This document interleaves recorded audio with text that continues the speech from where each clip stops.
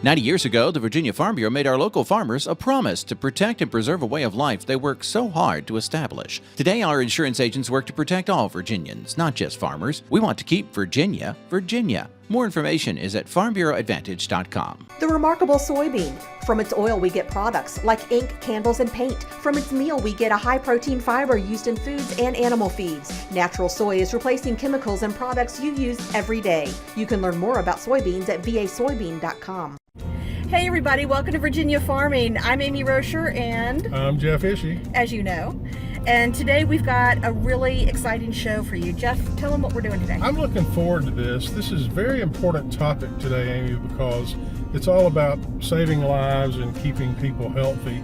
It's a farm safety episode this week, folks, and we're going to be talking specifically about grain bin safety. Lots of Virginia farms have grain bins, and they can potentially be a very hazardous place. Very hazardous, and you know, we'll share some of the numbers later on in the show, but it's something that can be avoided, and goodness gracious, if we can save one life with this show by sharing this information, then it's worth every second and every penny we're spending. There you go, folks. Stay tuned for this special episode of Virginia Farming.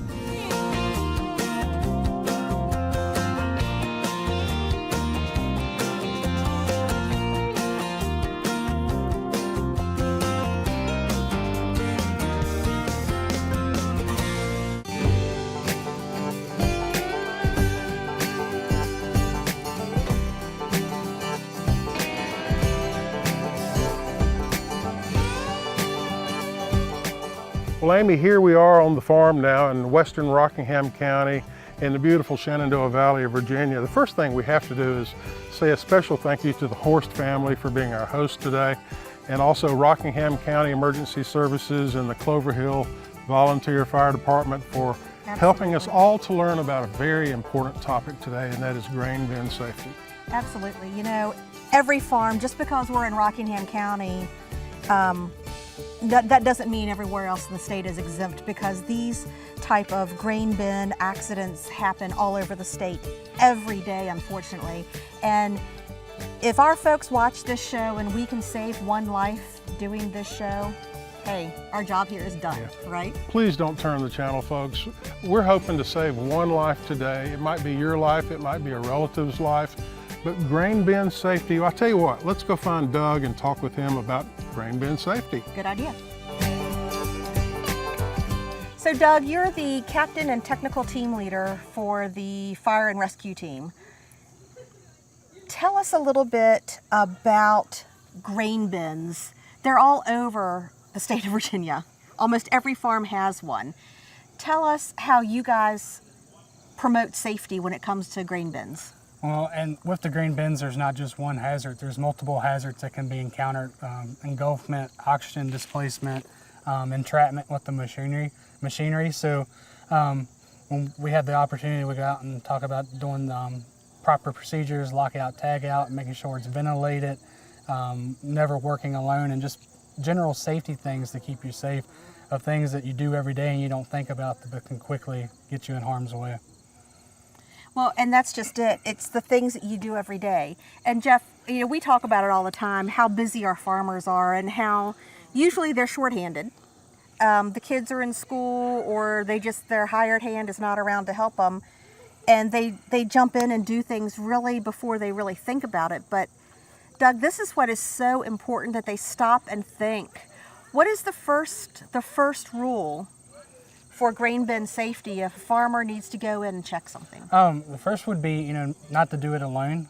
At least let somebody know where you're going, what time you expect to be back, and have somebody that checks on you. So if something does happen, you're not waiting a longer amount of time where you could get help initially.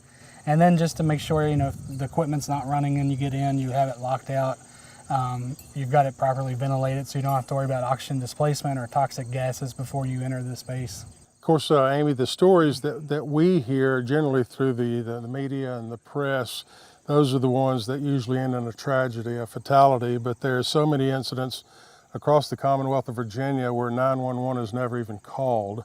It's a close call, a family member, they get pulled out of a grain bin or some other unsafe environment, and it never makes the news. and they just breathe a sigh of relief that, thank the good Lord, it didn't happen this time. And grain bins look so innocent on a farm, and they're picturesque, and we want to take pictures of them, but it is a potentially hazardous place to be, especially for young people. Doug, wouldn't you agree that young people, teens and preteens, sometimes they're just curious. They want to know what's inside that grain bin, and they open the door and it's all over. Yes, sir. They open the door, they go exploring, and they climbing ladders and getting into different spots and places, and the next thing you know, you can be quickly overcome or get engulfed, and nobody knows you was there in the first place. So it's a really dangerous place to play and be around if you're not working and not supervised by an adult.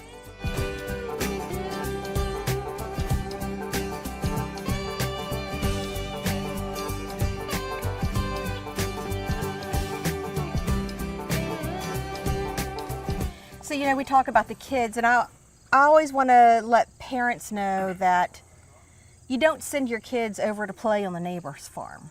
You know, it's not a playground. I know how inviting it looks and how you'd like your kids to have that experience. But if you want that, then, you know, parents need to ask the farmer, you know, if he could take their kid on a tour of the farm and things like that.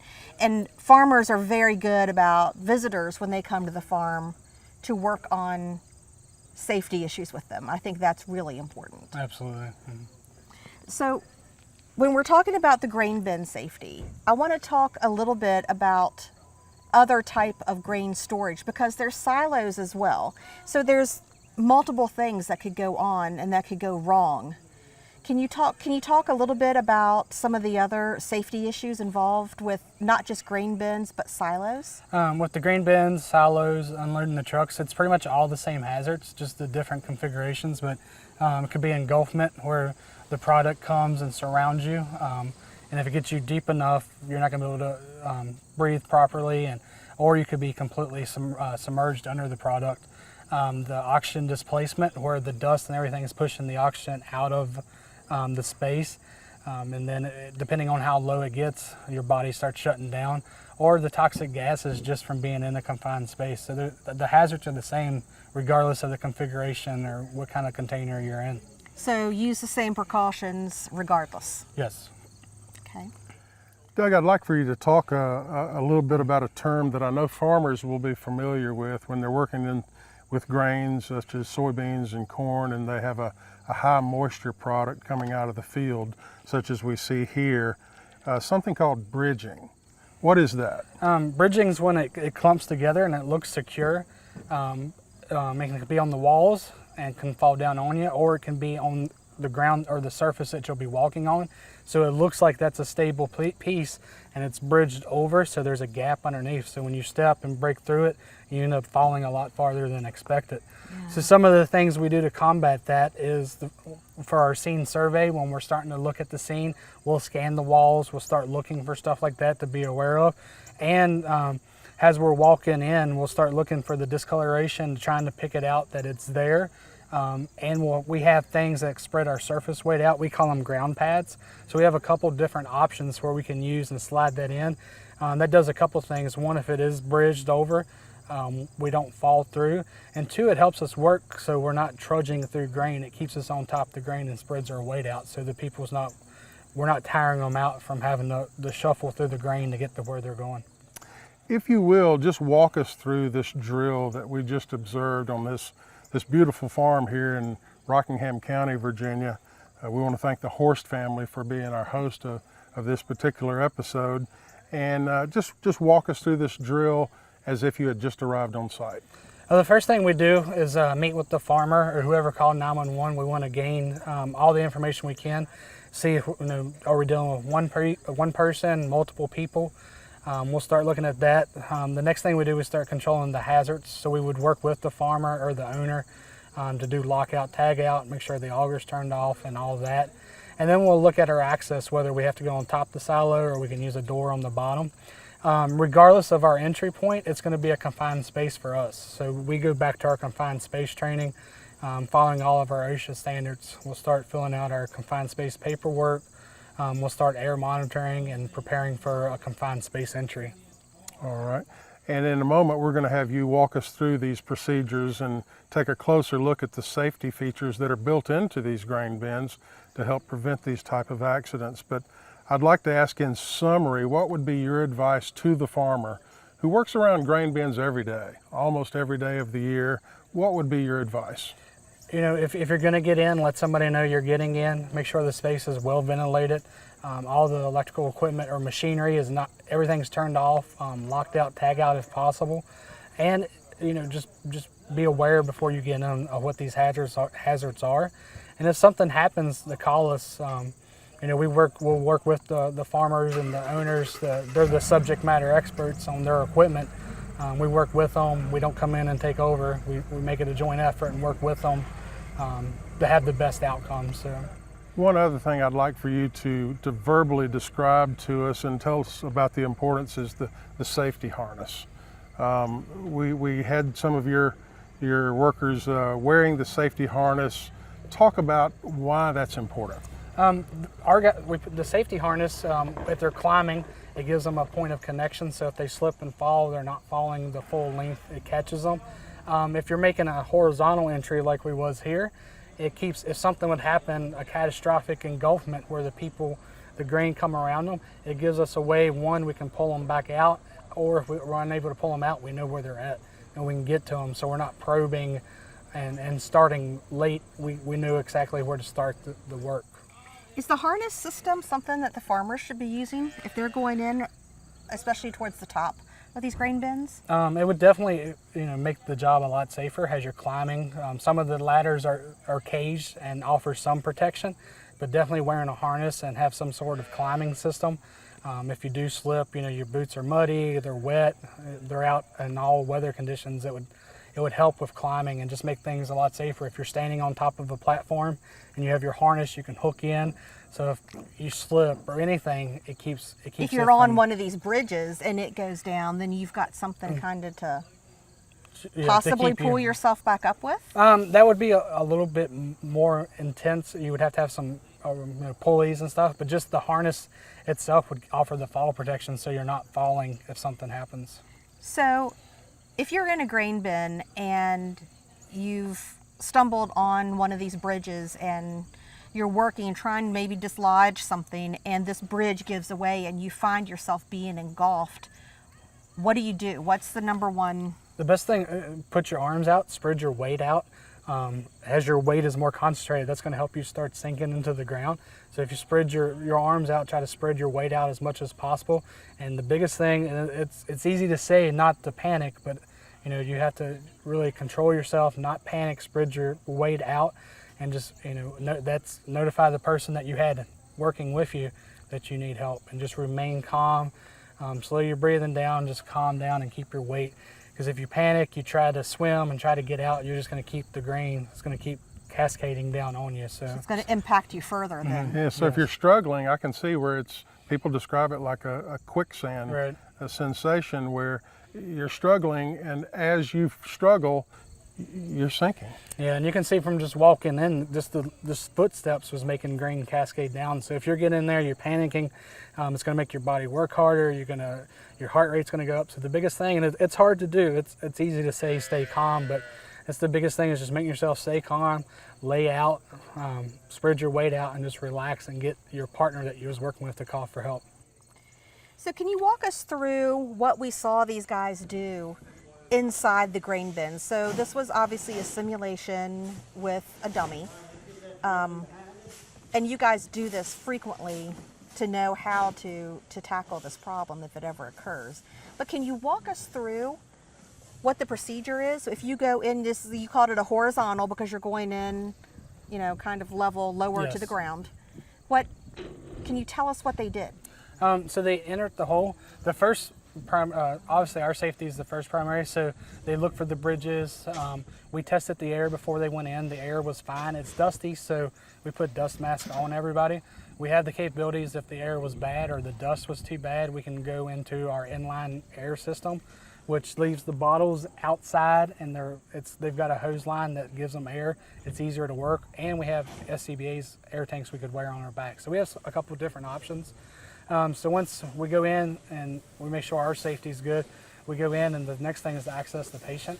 So the same concerns with the patient. We don't want to be breathing in the dust, and they've been in there a lot longer than us. So we either put a dust mask on them, we can put oxygen on them depending on what their needs are. And all of our guys are at least EMT, and most of them are paramedics, so they can access the patient and see what the medical needs are. Typically we can't get a harness on them because we can't get to their legs, but what we do is attach a rope to them and lead that outside. So again, if something would happen around their chest, if something would happen, it gives us that point. We know where they're at, so we don't have to start looking for them again. I noticed the opposite end of the line was actually attached to the bumper of your truck.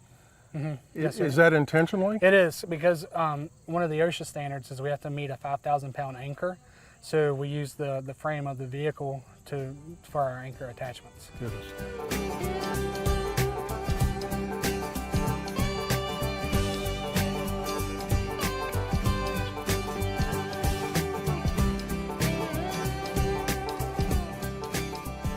All grain bins have an auger system and fan systems that are powered electrically. And I'm trying to envision a scenario where a farmer or a worker goes inside of a grain bin, someone comes up a little bit later, doesn't know that they're in there, and turns on an auger. And all of a sudden you've got a tragedy. So there is an aspect of this that is regarded to electrical safety. Let's talk about that. So, and you're exactly right, and there's been a lot of case studies where that has been the case. Is they turn off the breaker, they leave the box open because they're going to come back, and somebody walks by and sees the breakers off, flips it on, and shuts the box.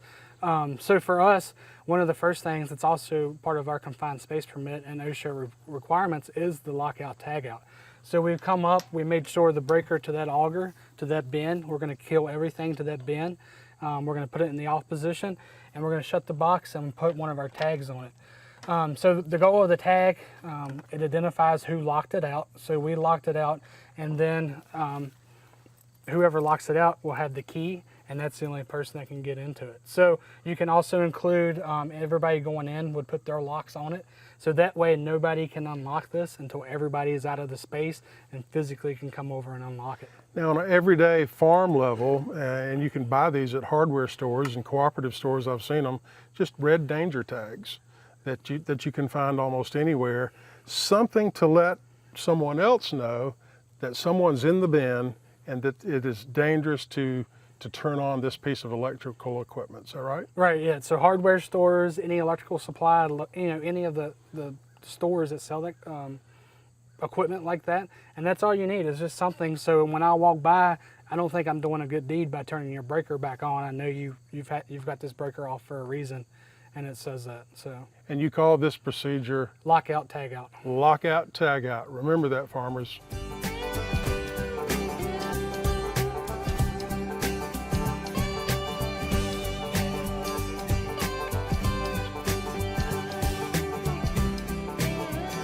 So Doug, this contraption here is really interesting. Tell me about it and how it's used. So another option we have for entering the space, if it's too dusty or the oxygen's not where we need it to be or there's toxic gases, is we can go on an inline air, or a SABA is what we call them. This is our confined space setup. So what we have, the cart is our controller. It's got our regulator built in. We have 2 bottles. We're breathing off 1 bottle at a time. So if something happens, we can switch over to the other bottle. So it's lots of fail safes in it. So we can do this as safe as possible. So some of the benefits from this is a full face piece you get. So now they have dust protection. They don't have to worry about dust getting in their eyes. Which is a huge thing in these grain bins, because whether it's corn or soybeans or even feed, it's just dust everywhere. Yeah, so this keeps dust out. They don't have to worry about wearing dust masks. This does everything for them. And the air supply is coming from outside of the building. So lots of advantages of having this. Disadvantages is now you have to take all of this, which is a tag line built into it and your air line, and you have to drag it to wherever you go. Where you're going. And you have an escape bottle as well. So you have to, so that's some of the disadvantages, is you have to keep up with all of this, and you have to drag it with you. And another disadvantage is, depending on how far you're going, we have 100-foot length lines, so we're kind of limited by how far we're going in. Right.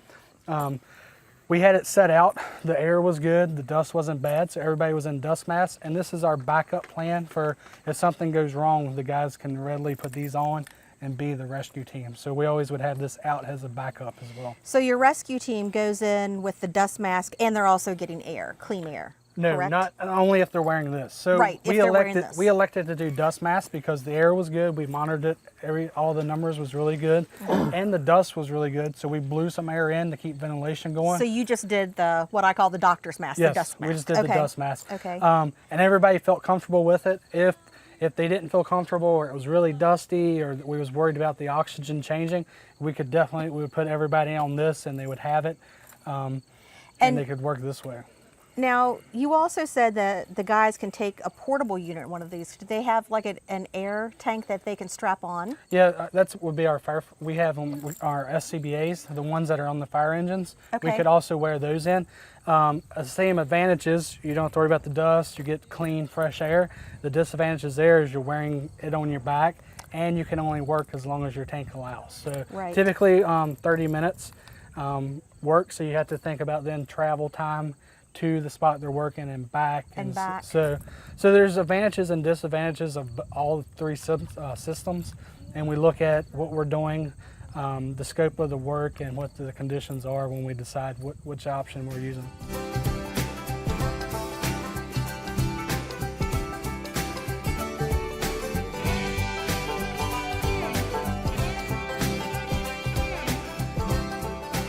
So, Doug, do you feel like farmers may be a little hesitant to call fire and rescue?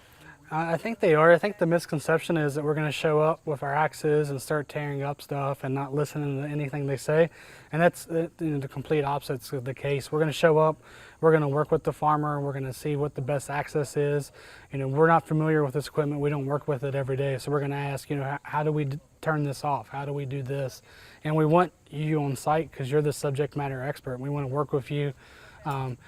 To help you. So we don't want that stigma out that we're going to come and we're going to tear up stuff, we're going to take over, we're not going to listen to you. So that's the message we try to get out, whether we're doing the grain bin stuff or the large animal or even tractor accidents. We try to get it out. We want your opinions, we want your advice, and we're going to ask you. You're going to be with whoever's in charge. You're going to be right beside us, so when questions arise, we can look at you and get the answers. So, the best entry point to this particular grain bin, and maybe, sometimes we all have a tendency to jerry rig things, and sometimes, you might need to know that going into one of these bins. Oh yeah, you need to open the latch by doing this. Right. Right. And that could save you an entire minute trying to figure out how to open up a latch or something that simple. Absolutely. And what we're going to do, we're going to put the farmer in the command post with us, and as things arise, I can look and say, how does this work, or why is this like this? We're going to have them. We're going to work side by side on anything we come to the farm for, and we're trying to get that out. That we want that relationship. We're not going to come show up and take over and do all that. And take your axes to the grain bin and all start that chopping good stuff. holes and all Right, that stuff. right. So. That's good to know. That's good to know. Thanks.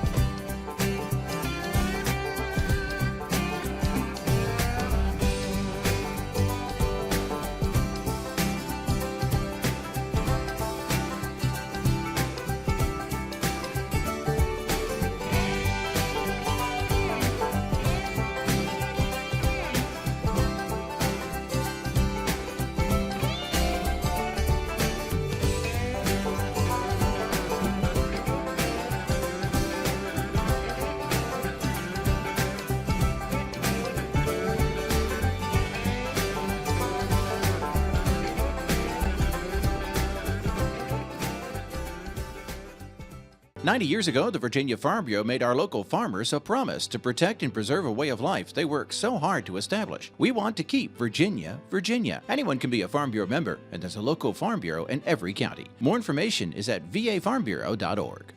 Virginia soybean farmers are hard at work growing soybeans to produce products you use every day. Candles, soaps, even crayons can be made from soybeans. Remember, when you buy soy, you're helping to support American jobs, the economy, and our nation's energy security.